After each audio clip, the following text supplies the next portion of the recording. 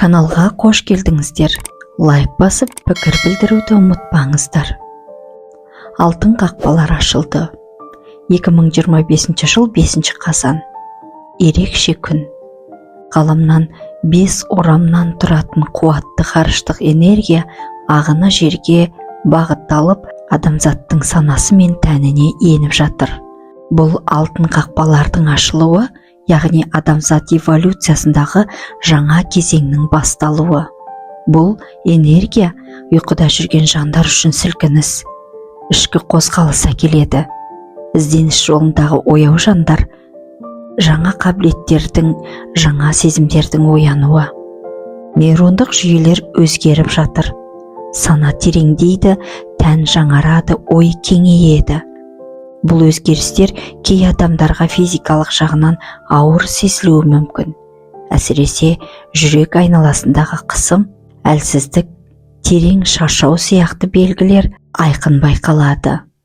Маңызды ескерту: жаңа энергия өте жоғары жылдамдықпен ағуда. Сол себепті жүрекке салмақ салмаймыз. Тынышталыңыз, терең тыныс алыңыз, ашуға ерік бермеңіз. Санаңызды бақылаңыз. Қазіргі уақытта әрбір ой, әрбір сезім трансформацияға әсер етуде.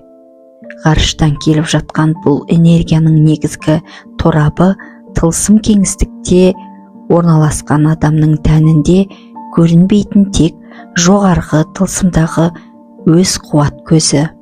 Бұл қуат физикалық деңгейде адам жүрегімен тікелей байланысты орнатуда. Сондықтан жүректі таза ұстау басты шарт. Ойыңызды, ниетіңізді, көңіл күйіңізді тазалаңыз. Бүгінгі белгілер мен ішкі үндеулерге мұқият болыңыз. Ұлы өзгеріс басталды.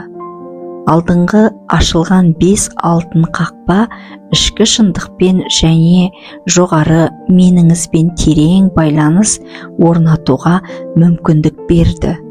Бұл жан мен тәннің жаңа тербеліс деңгейіне көтерілуі, ұстаз рухтарға тікелей тылсымнан жаратушының жаңа бұйрығы келді.